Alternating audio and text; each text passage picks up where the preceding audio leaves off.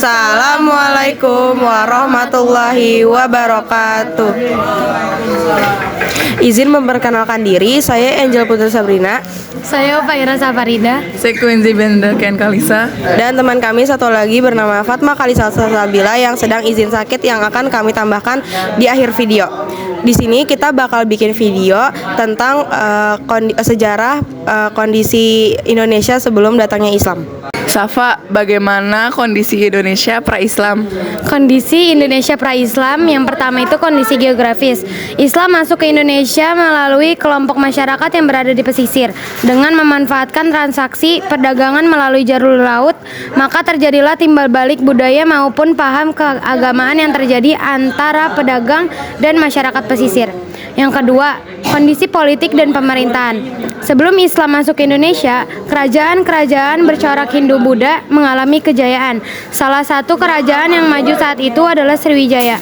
Kerajaan Sriwijaya mampu menguasai dua bidang sekaligus, yaitu ekonomi dan politik. Namun, pada akhir abad ke-12, kerajaan Sriwijaya mulai mengalami kemunduran. Kondisi Sriwijaya semakin terpuruk ketika kerajaan Singasari melakukan ekspedisi Pamalayu pada tahun 1275 Masehi serta berhasil mengalahkan kerajaan Melayu di Sumatera. Yang ketiga, kondisi agama dan budaya. Agama Hindu dan Buddha terlebih dahulu menyebar di Indonesia dibandingkan dengan Islam. Bahkan kerajaan-kerajaan besar di Nusantara bercorak Hindu-Buddha sebelum abad ke-13. Di antara kerajaan-kerajaan Hindu dan Buddha pada saat itu adalah Kutai, Tarumanegara, Singasari, Kediri, Sriwijaya, dan Majapahit. Selain agama Hindu-Buddha, masyarakat Indonesia juga sebagian menganut paham animisme dan dinamisme. Begitulah kondisi Indonesia pra-Islam. Angel, apa sih teori-teori masuknya Islam ke Indonesia? Teori-teori masuknya Islam ke Indonesia. Yang pertama, teori Gujarat. Teori ini menjelaskan bahwa Islam masuk ke Indonesia pada abad ke-13 Masehi. Para pedagang dari Gujarat, India memiliki hubungan dagang yang erat dengan Indonesia. Dengan hubungan dagang tersebut, maka orang Gujarat selain berdagang juga mulai mengenalkan Islam kepada masyarakat Indonesia yang tinggal di pesisir. Yang kedua, teori Makkah. Tokoh teori ini adalah Haji Abdul Karim Abdullah atau yang lebih sering dikenal dengan Hamka. Teori Makkah menyebutkan bahwa Islam masuk ke Indonesia pada abad ke-7 Masehi yang dibawa oleh bangsa Arab termasuk juga Mesir. Yang ketiga, teori Persia. Teori ini menjelaskan bahwa Islam dibawa oleh orang Persia atau Iran pada abad ke-15. Dasar munculnya teori ini adalah sebagai berikut. Yang pertama, peringatan Asyura. Yang kedua, terdapat kesamaan ajaran tasawuf yang dibawa oleh Syekh Siti Jenar. Yang ketiga, kesamaan ejaan penulisan Arab. Yang keempat, kesamaan seni kaligrafi pahat pada batu-batu nisan yang dipakai di kuburan Islam awal di Indonesia. Itulah teori-teori masuknya Islam ke Indonesia. Assalamualaikum warahmatullahi wabarakatuh. Perkenalkan, nama saya Fatma Kalisa Salsabila. Saya dari kelas 9. Cara-cara Islam masuk ke Indonesia. 1. Perdagangan. Perdagangan menjadi perantara awal Islam masuk ke Indonesia sekitar abad ke-7 hingga abad ke-16. Saat itu lalu lintas perdagangan dalam kondisi ramai. Dengan semakin banyaknya pedagang muslim datang ke Indonesia, maka terbentuklah Pekojan, yaitu kampung yang ditempati oleh orang-orang Koja, India Selatan. Di Pekojan inilah terjadi komunikasi antara pedagang muslim dengan warga negara Indonesia yang dulu menjadi sarana dakwah Islam. 2. Perkawinan. Banyak pedagang muslim dari Indonesia yang menikah dengan wanita pribumi. Sebelum menikah, calon mempelai wanita diajak masuk Islam dengan mengucapkan 2 kalimat syahadat. Pada akhirnya, mereka akan memperoleh keturunan yang beragama Islam hingga tersebar ke berbagai wilayah. 3. Pendidikan. Ketika Islam mulai berkembang, para kiai merintis surau dan juga pondok pesantren sebagai sarana untuk menyebarkan ajaran Islam. Saat itu Sunan Ampel dan Sunan Giri menjadi tokoh wali yang memiliki pesantren cukup terkenal. Sebagian tokoh muslim juga ada yang memberikan pemahaman dan pengajaran Islam kepada para raja dengan menjadi penasihat raja. 4. Tasawuf. Dakwah melalui ajaran tasawuf juga efektif dalam mengenalkan Islam di Indonesia saat itu.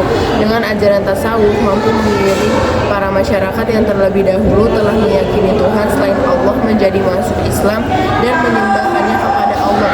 Ajaran tasawuf disisipkan dalam cerita pewayangan dan juga hikayat-hikayat masyarakat sekitar sehingga mudah diterima oleh kaum pribumi. Fat, gimana sih cara perkembangan Islam di Indonesia? Cara perkembangan Islam di Indonesia. Oke, jadi gini, Islam itu masuk ke Indonesia dengan cara yang baik-baik damai. Jadi karena itu mereka diterima oleh masyarakat sekitar.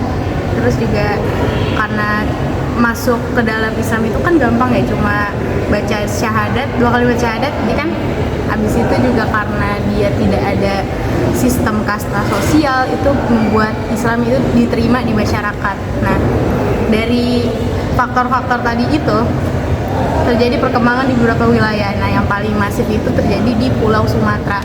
Di Pulau Sumatera itu dulunya pedagang-pedagang itu datang. Pedagang-pedagang datang, awalnya menyebarkan doang.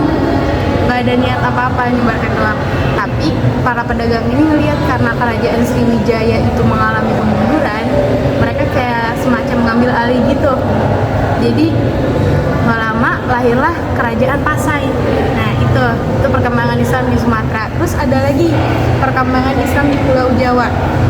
Kalau di buku dibilangin batu nisan Fatimah binti Maimunah terletak di lereng Gresik. Nah, itu bukti pertama kalau Islam itu udah datang ke Pulau Jawa. Jadi si Fatimah binti Maimun ini yang menyebarkan Islam di Pulau Jawa pertama kalinya.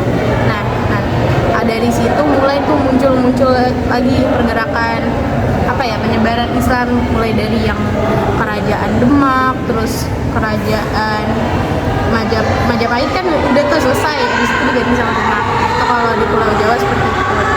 Lalu ada lagi di Pulau Kalimantan.